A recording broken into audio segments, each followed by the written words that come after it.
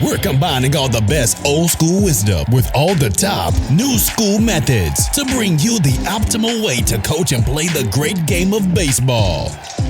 This is the 80-20 Baseball Masterclass with Coach Bo. Welcome, coaches. The 80-20 Baseball Masterclass, our weekly get-together, our weekly 30-minute-ish meetup where we talk baseball, we talk strategies. These strategies are all applicable to the youth game, and in fact, they're all applicable to any level. These are just as useful for the major leagues as they are for the youth game. Although what we do here is we avoid those 1% or those 2% adjustments, those 5% adjustments that well-established professional elite college players are prepared to work on and also have the time to work on. So in today's get together, we're going to discuss two things. We're going to discuss two people and their takes and also their strategies that are not baseball related. In fact, one is a basketball coach, a Hall of Fame basketball coach, and one builds rockets and electric cars. We're going to discuss how we can learn from those to be better coaches, from those two to be better coaches. First, I want to talk about something, and I was talking with a coach via email the other day, and it came up where the action, the speed of the game was getting a little slow, and he just really wants to keep the pace moving, and I am all for that. In fact, anytime I see a proposed rule change or somebody in the baseball community bring up a rule change or an idea, I always ask, is this going to slow down the pace of play? Is this going to slow down the game? Priority number one, and when I was emailing this coach the other day, I'm going to leave his name off the record, but he knows who he is. The main thing I said, youth baseball needs to be focused on. They've always done a pretty good job on safety, and they need to keep keeping an eye on safety, looking at things like, say, the face guard for hitters, things like that. Safety. They need that always to be at the top of the priority list. But action, pace of play, speeding up the game, making it more action-based, more fun. The nice thing is leagues have a little more autonomy. If you're out in an area where you can have a little more control, now you may just be one coach, but if you're staff and you talk with other coaches in the league and you can get on the board and you can start planting the seed that the games need to move faster, that there's no reason that this needs to be pick and daisy time half the game, maybe you can plant a seed in your area and you can start moving and making rules, procedures, and also just the culture of a little bit faster paced game. So some of you may be saying, well, Coach Bo, we don't need to speed up. We need to slow down.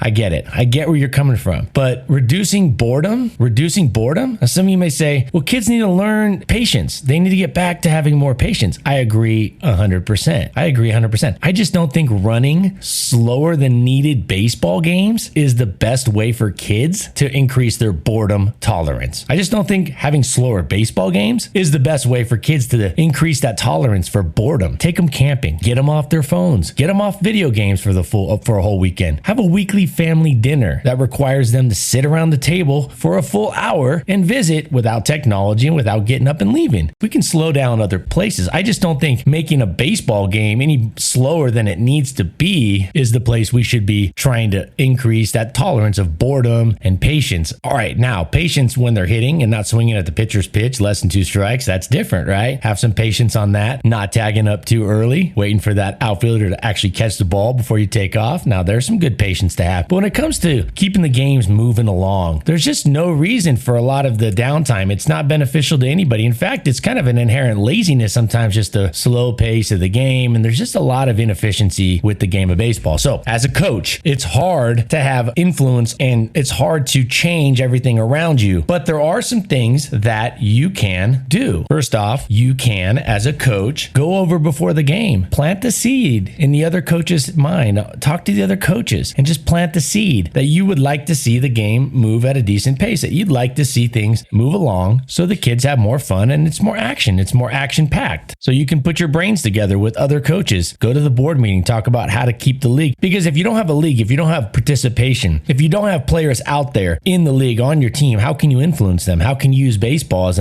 this awesome vehicle to get them prepared for life? Baseball is a phenomenal vehicle. Sports are phenomenal environments to get young kids and even young adults prepared for the real normal world, dealing with failure, being a good teammate, practicing the same thing over and over again in an athletic form of delayed gratification. There's so many things that sports can help us with. All right, dealing with a little injury. Sports is a wonderful place for us to influence and prepare our youth for a better life. But if they're not out there, if they're not on the team, if they don't come out and join, if they don't want to be there, if they quit, then you can't influence them. You can't. Now they're off playing video games. In inner cities, they're off playing, messing in gangs. That's a life and death thing. You got kids that are going and just surfing the web and on the internet all day and all these crazy things, none of which are as healthy or as beneficial or have the chance to be as beneficial as playing sports, or in this case, baseball. So we need to get them out there. So as coaches, we can sit there and say, well, the kids need to build tolerance and patience and they need to overcome the boredom. I get it, but I think that's a losing battle. You got to meet players in the middle. I'm not saying you shorten the game down to 4 innings. I'm not saying you make pitchers throw a pitch every 4.5 seconds, but there has to be an uptick when it comes to action in these games. How about when you go for like a 9U league and you go to player pitch? So you go from coach pitch to say player pitch in that 8, 7U, 8U, 9U time frame, that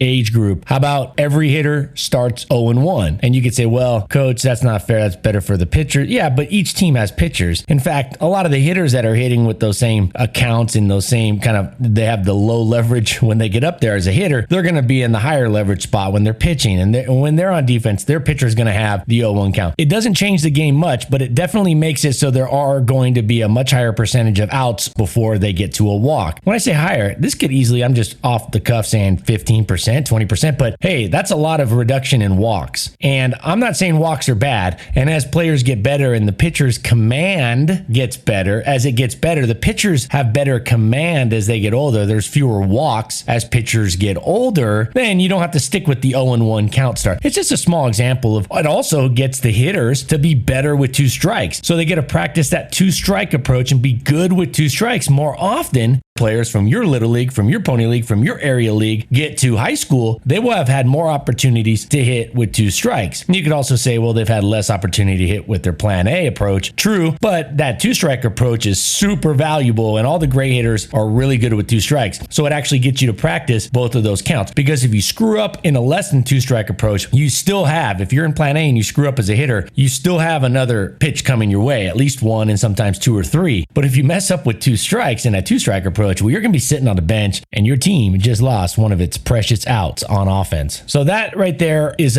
something you can do. You can talk with the coaches before the game and just say, hey, let's keep it moving along for the kids' sake. Let's, as a league, start in an 0-1 count for those 9U, 8U, where the pitchers are just starting and their control's not that great. That's not a bad idea. I know it sounds a little foreign to some of you, but it's not. It isn't. This is actually a very common occurrence in college baseball. College baseball and high school baseball, definitely in college baseball, there's a lot of scrimmages going on across the country, intra-squad scrimmages, that the counts start 0-1 or they start in a 1-1 count. This is a very common practice, and I know a lot of youth coaches listening to this, that might be something you're not privy to, you didn't know, and that's why I'm sharing it with you. Like, that's not uncommon. That's not unheard of, starting and having scrimmages, the entire scrimmage, every at-bat start in a 1-1 count. I like the 0-1 count for youth baseball, because the 1-1 count with youth baseball, the biggest issue is walks and just, a slow pace of game. Now you could say, well, pitchers need to learn how to throw and control their pitches better. I agree, but I would spend more time in practice in a fast-paced, maybe a more competitive environment. Maybe you have 2 or 3 pitchers competing against each other. I would have something set up a little different in practice for that, rather than relying and having everybody else, say there's 12 players on each team plus 3 coaches. That's 15 players. So that's 29 other people standing around while one pitcher doesn't know how to throw strikes. He hasn't figured out how to throw strikes. And pitchers have been there at one time or the other. I've been there. I felt bad for everybody. There was times where I couldn't throw strikes. I felt bad. I was like, man, it was sucked to be on defense. Like, I felt bad for everybody else. It's like, I'd like to kind of move this thing along. I'd like to win the game. And I definitely would like to kind of get this inning over, because I know the guys on defense, they want to go back to hitting too. Now, the reason I spent time on this, an extended period of time here at the beginning of this podcast episode, is because I think this is super, super, super important to the health and to the enrollment the enrollment numbers, the participation numbers for baseball, especially for youth baseball. We've talked about pitch counts, and that's gotten better. We've talked about safety, so there's things like helmets and double ear flaps. You're going to talk about face masks. You got catcher's gear has gotten better. Some leagues have wisened up and gone to 2 first base bags. So we're wisening up on some of these things when it comes to safety. Why not pace of play? And I think this is the biggest detriment. I don't think getting hit by a baseball is a bigger problem, a bigger fear. And a good amount of kids quit because they get hit by a pitch when they're younger. They have a fear of getting hit by a baseball. And believe it or not, there's kids that quit. There's a good amount of kids over the years. I've talked to a good amount, just me, which is a very small sample size, but the percentage of kids that I've talked to that have shared this with me, like I stopped playing after I got hit. Maybe it was an excuse. Maybe they just didn't want to work hard, or maybe they sucked. I don't know. But I'm thinking there truly is a fear of getting hit by the baseball by some players. And that to me has not grown. That rate of players that are just stepping away from the game because of that has not grown. Failure at baseball, I don't think is the percentage of players that are stopping and not playing baseball anymore because they're failing more at it. I don't think that has grown. I don't think that has grown. That number has grown. But what I think is number 1, number 2, and number 3 in terms of, it's 1A, 1B, 1C. The reason why participation levels are down is because there are more options. And also baseball hasn't done its end to be a competitive and viable option or an interesting option as it should be, as much as it should be. For some of you love baseball. So it didn't matter how slow the game was. You were going to find ways to have fun. You were going to find ways to make the game enjoyable. Your mind was looking around, looking for angles, options, reading the scoreboard, reading the outs, reading the count. So the game was going just fine for you. But that's not how most players, most kids are. So I believe this is the biggest thing that we need to focus on as a league-wide, as a culture, as a community in the baseball world. So keep those fast-paced practices going. Keep those fast-paced. How about after the game? I've talked about this. Keep your post-game speech energetic and quick. Energetic and quick. So you can keep your pre-game moving fast. You can keep your post-game speech quick and energetic. And I say quick, like 3 minutes, time it, 4 minutes, set it on a timer. When that timer goes off, wrap it up. You'd be surprised how fast 4 minutes goes. And you also be surprised how much, if you're efficient with 3 or 4 minutes, or maybe at max 5 minutes after a game, how efficient you can actually get through what you need to say and how succinctly and how simple you can explain it to your players and how much more you're going to get out of it. So you keep the pregame moving fast and fun. You keep the energy during the game up and positive. And then at the end, you don't drag it on even more by giving this long lecture. First off, that doesn't help. Trust me, it doesn't help. You think it doesn't matter if you're the smartest baseball mind in the world. Kids don't care. They don't care. They're checked out. 3 minutes in, 2 minutes in, 5 minutes in, max 5 minutes. They're checked out. You're getting law of diminishing returns. So keep that moving fast. Keep your practices fast paced. Keep them fun. Have intra-squad scrimmages that are fast paced so they actually see how baseball could be played at a fun, fast paced level. And so there are some things. I think planting the seed with your league, going to a board meeting, talking about things that can increase the speed of play, but keep the integrity of the game. I think what the Major League Baseball did, which was awesome, and it's getting so much heat by all these old school baseball coaches, and I consider myself, I lean more old school, but I'm a big fan of the new school. I'm a big fan of just better baseball for everybody. Not for me. It's not about me. It's not about you. It's not about these individuals. It's about what's better for the game as a whole. And I love seeing a runner on second base to start extra innings. There's no reason to drag a game on. If you can't figure out, just make it a tie then. After 9 innings, that's a tie, and just add that in to the standings. But I do like having a winner and a loser. That would be my preference. Well, how do you get to a winner and a loser faster? Put a runner on second base, and this is speeding up the games. This is getting games done faster. And both teams get a start with a runner on second. So it's not like any team has an advantage. Both teams get the same rules. So anyways, you get where I'm coming at. Let's keep the things in our control fast-paced and more enjoyable, and let's plant seeds with other coaches. Let's get on the board. Let's talk to the league. Let's plant that seed that there are ways to get the game faster. It's a win-win for everybody. The kids do not like slower games. They just don't. And don't use the one kid who's just a baseball fanatic, a baseball lifer. Don't use him as the, well, Johnny could be out here all day long. He goes home after the game and keeps playing. Yeah, but for one of those, there's 5 to 10 that don't think about baseball that way. If it's not interesting, they will not be out there, and they will start to dwindle. The numbers will keep dwindling. So how about them Padres? Ooh, they got the best win percentage in Major League Baseball. So I went on the record like a month ago, 3 weeks ago, and said, I think they're my favorite to win the World Series outside of Manny Machado. They got the best win percentage in baseball after, I think they're at about 50 games played or 47 games played. So it's a decent chunk of the season. They're not quite a third of the way, but they're like 25% of the way through the season. They got the best win percentage in baseball. I say win percentage because the Giants have at this time, as as I'm recording this, the Giants, Los Gigantes, have the most wins, but the Padres have the best win percentage in baseball. I'll tell you one thing that's really stood out, shocked me. So I looked up the Fangraphs WAR the other day, and I thought, oh, Tatis, he's having all these guys. Hosmer, these are good players. I said, where do these guys kind of line up in terms of Fangraphs WAR stat? I'm a big fan of these WAR stats, things like that factor in everything. They're not these isolated stats. I really want to know who helps their team win more. Bottom line, that's it. And who helps their team win more is best defined by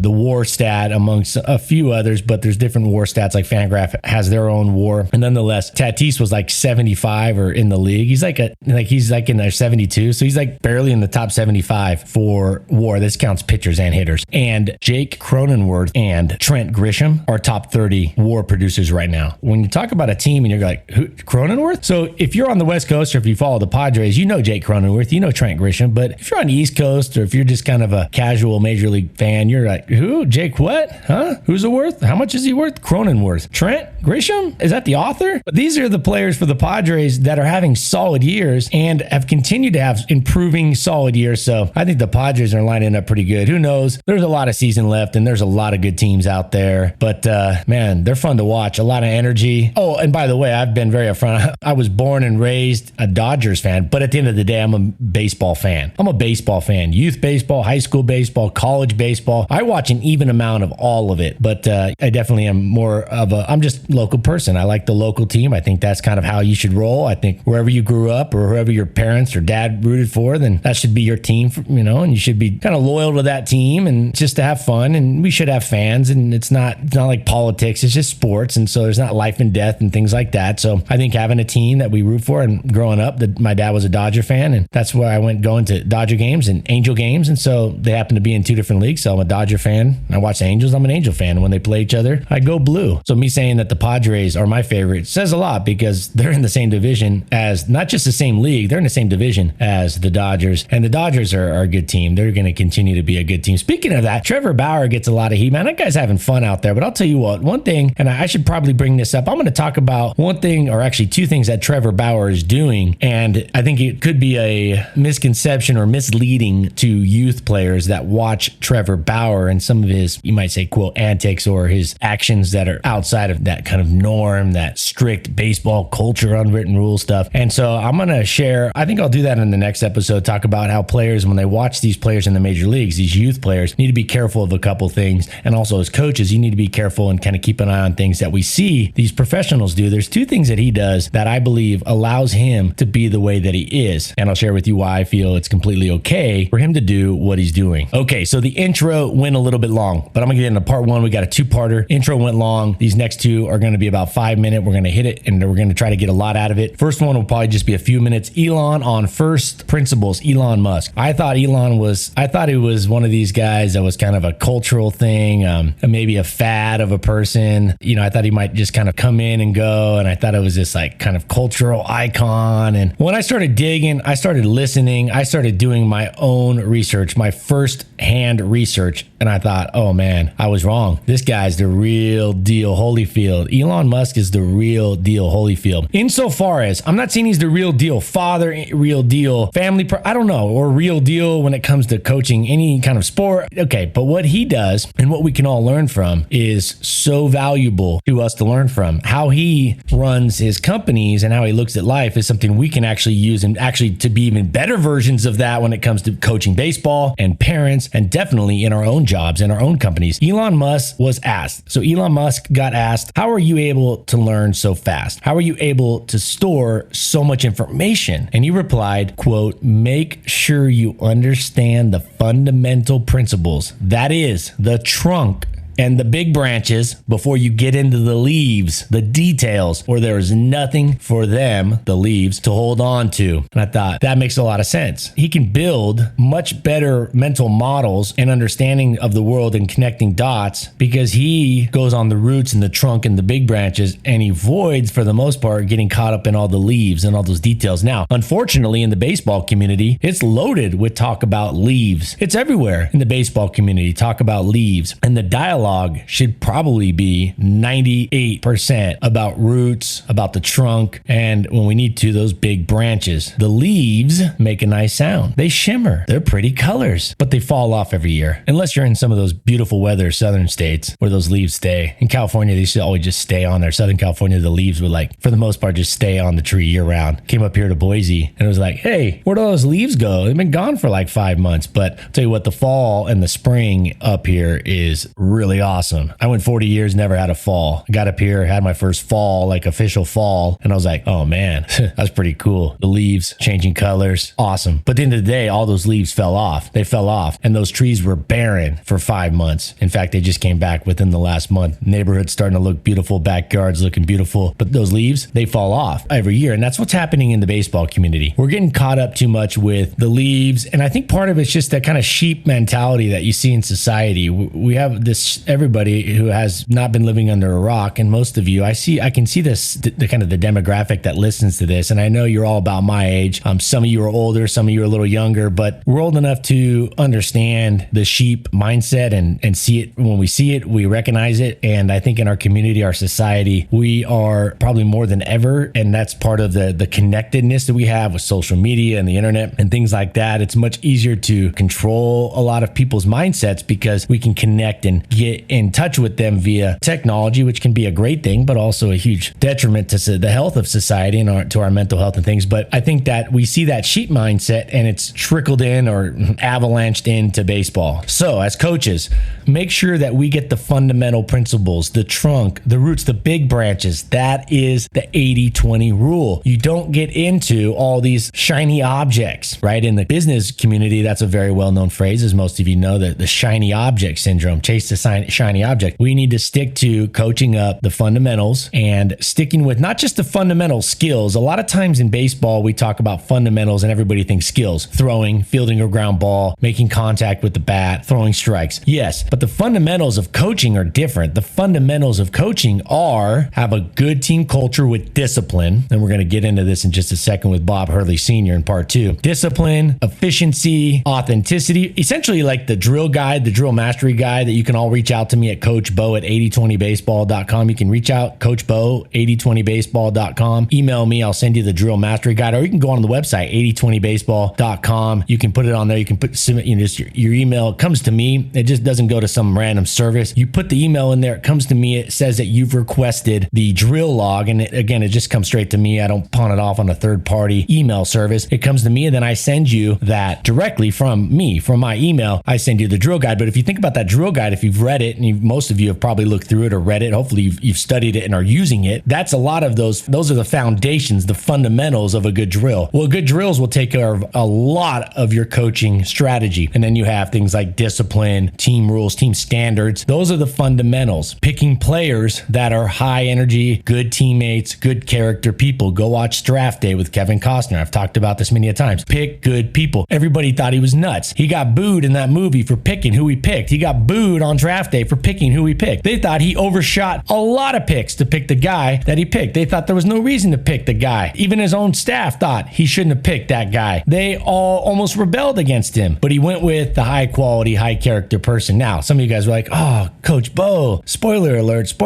you gave it away. Yeah, but hey, I told you about this movie a long time ago, and also it's been out a long time. If you're a coach and you've been listening to this, you should have watched it already. You should have watched it. I told you, I pumped it up enough. One thing I promised myself when I started this podcast, I would never make recommendations that I wasn't a big fan and a big believer of. 1, go check out that video. 2, watch Ted Lasso on Apple TV when it pops up here, season 2 in June. Binge watch it. It's worth, if you got to pay for that Apple TV subscription, it's worth the whatever, $10 or whatever. It's worth it. Binge watch it in a month or 2 months and then, cancel it if you already have it. And some of you already have it. Watch Ted Lasso, go back and watch season 2. And now Elon Musk. I think that's a person that you want to watch and listen to and read some of the stuff that comes out about how he thinks and operates and how his mind works. And I just really like how he operates. And I think we can all learn from him. I thought he was a fly-by-night. I thought he might be, here and there and just kind of got lucky with PayPal, but no, he didn't get lucky. That guy's the real deal Holyfield. Speaking of real deal Holyfield, part 2 here, Bob Hurley Sr. Bob Hurley Sr. He's a basketball coach. He was a basketball coach in New Jersey, and he, I believe, won more state championships than any coach coach in history, of high school history, probably for any sport. I don't know that for a fact, but I'm guessing he won. Like, I've seen 26, the number 26, but I also think he got credit. He was part of a staff or something, like maybe he was a player and he won 2 more. I think it totaled like 28, but let's say he won 26 state titles. 26 state titles. I mean, like I said last week, most coaches, 30-year career is a long career for a high school coach. 30 years. He didn't just coach for 30 years. He won 26 state titles, which is essentially a state title pretty much about every 2 out of 3 years that he coached. Now, what are the 2 things that made Bob Hurley Sr., who is the father of, yes, Bob Hurley Jr., the famous Duke point guard? What made Bob Hurley Sr., the 2 things? I mean, talk about 80-20 rule. This guy lived by like the 10-90 rule, the 90-10 rule. He just did 2 things and he just hammered 2 things. And that's why he won. 2 things.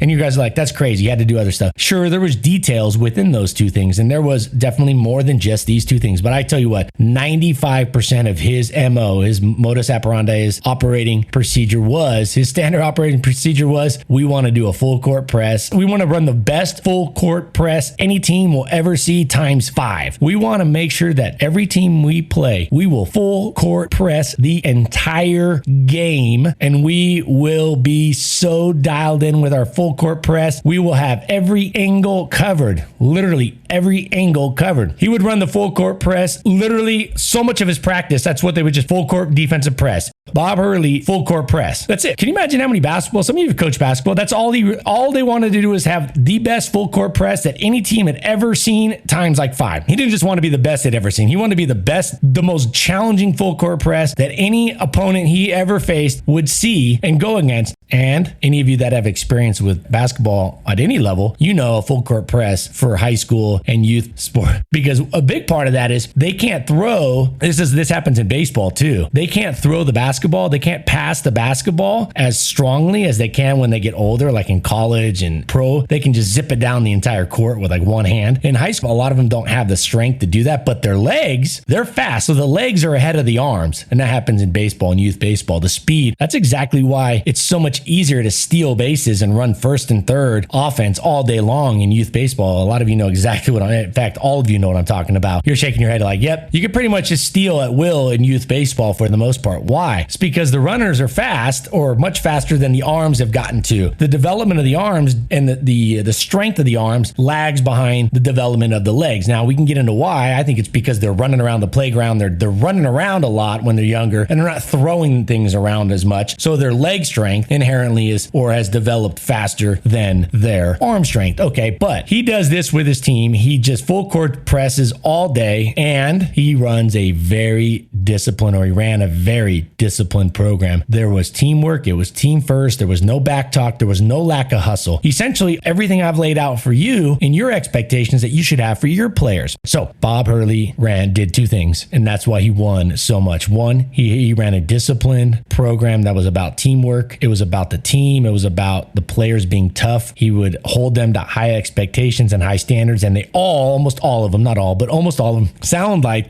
or from what I gather, they've all gone on to be better people. And a lot of them have said they're a lot better person, an adult, than who they would have been otherwise having not played for Bob Hurley Sr. The other thing he did was run the full court press. And so you could say, well, we want to run 5 different offenses, and we want to run these zone defenses and man-to-man defense, and we want to work on our inbound pass. We want to have 4 inbound passes. You know what he spent all his time on? I know he worked on that stuff a little bit. You know what he worked on? Full court press. You know what he worked on after that? More full court press. He just got so dominant. He realized that the full court press was the biggest needle mover, and they crushed teams. They crushed them. They beat teams that were far better in terms of scoring ability, kind of that Carmelo Anthony, Allen Iverson type of player, guys that could really, showboat with the ball and do some things. They would just mow those teams down because they just ran a much better full court press. They knew the full court press would overtake anything else another team could do, flat out. They couldn't get set up their offense by the time they'd get down there, didn't have much time on the shot clock. They would get frantic, they'd throw balls away. It threw them off their game. So they took care of the full court press. That rolled right over into their offense, made their offense a lot easier, and got them a lot of cheap, easy baskets. And then he also had a very strict, no budging, line in the sand, no crossing it, rules and standards, expectations of his players. And they weren't outrageous. They were just what we should expect from all our players. So Bob Hurley Sr. literally just did 2 things things better than 99 point. Well, his full court press, it sounds like, was probably better than any high school coach in basketball, maybe in history, it sounds like. And second, his discipline policy, his rules, his expectations, his upholding of that was at the very 99th percentile. And those two things is why he churned out good adults, better than they would have been otherwise adults, and why he won state title after state title after state title with different players, with different kids in different decades. So as a coach, we've talked about that. Big needle movers, find the biggest, hammer those. Baseball is a little more nuanced. There's a few other details. It's not as simple, or I should say simplified, as the game of basketball. Basketball takes a ton of athleticism, but it is also a little bit more rudimentary to how the sport's played, right? It's just inherently the rules and the structure, the setup of the court and things like that are a little more simplified than baseball. There's a little more complexity in baseball. So you do, as a coach, have to coach different angles a little bit more often and a few more things, because there's more components when it comes to baseball than there are basketball. Not a lot more, but there's some different components. There's a little bit more of a variety of things that you need to coach, but not a lot. So you can follow the coaches in your league. You can follow the coaches that you played for, or you can follow the best. All right. You can follow the best, and the best that did it consistently year in and year out. In fact, I just saw a video today, Nick Saban talking about his whole goal in spring football is to make sure he gets the right guys on the bus and the wrong guys off the bus. It wasn't, well, we got to get our running game to average 5 yards a carry. We got to block better here. Sure, that plays a part of it. It wasn't, we need to get a quarterback that can throw that 20-yard out. He said, my main goal is to get the right guys on the bus in spring ball and the wrong guys off, and then go from there. Well, he's won consistently. He wins consistently, and he's the greatest college football coach, hands down, of all time. Hands down. He's literally number 1A, 1B, 1C best. He is. He is what it is. All right. I don't live in Alabama. I'm not an Alabama fan. In fact, I don't watch a ton of college football. I love watching it when I do. I really do. And for years, I would go to a bowl game or whatnot. I went to the Clemson Alabama national title game a few years ago with my best friend. We went, sat there and had some good seats. In fact, I bet against him that game. I bet on Clemson that game, and Clemson rolled them like 44-15. There was a couple things that I think Nick Saban learned from, but that's what's awesome about Nick Saban. He learns from those things. You're not going to beat him twice on the same thing. He puts his ego aside, as well as any coach at that level can do. And hey, you guys are awesome. Next week, we're going to talk about something that Francisco Lindor did, the famous shortstop, just a really cool cat. In fact, if you ever get time, go watch Francisco Lindor. Type in like on YouTube, Francisco Lindor mic'd up. When he gets mic'd up, he's a character. He's fun to listen to. What a fun. I mean, I would love to have him mic'd up the entire. If he was mic'd up, I would actually I would watch Mets games. He played for Cleveland before. I would have literally tuned in a couple times a week, and that would have made the game go a little bit better. And 3 hours and 15 minutes, these marathon games, I would have been a lot more interested if they had a microphone on him the whole game. He was fun. He's fun, but there's something he did with his father when he was younger. There was something he did, a training technique that he did that I'm going to share with you that made him a lot better when he got older. And again, it ties into all of what we are discussing here at the 80-20 Baseball Masterclass. Thank you all for checking in this week. We'll see you next week. We'll get into Francisco Lindor, something he did as a youth player that he believes made him better, and we'll get into that next week. And until then, take care of your health. Take care of those families. I know you are. Keep taking care of that health. Take care of those families. Take this information. Go out there. Be a better coach for your players. Have a better team. Have more fun doing it. And also, one thing that I don't often hit on is keep it in perspective. It's a game of baseball. We want to be the best coaches we can be. We want to have the most fun we can. We want to win as often as we can. We want to improve the players as much as we can. But at the end of the day, keep it in perspective. Keep it in perspective. It's not life and death, and nothing an umpire says or does wrong, or something your players do, or a parent says, or this, that, or a mistake you make is something you can't overcome. So take a deep breath out there and stay focused, have fun, focused fun, and take this information, go out there and make the baseball community a better place. I'll see you next week on the 80-20 Baseball Masterclass, the 80-20 Baseball Podcast. Until then, take care. This has been the 80-20 Baseball Masterclass. Take it to the field.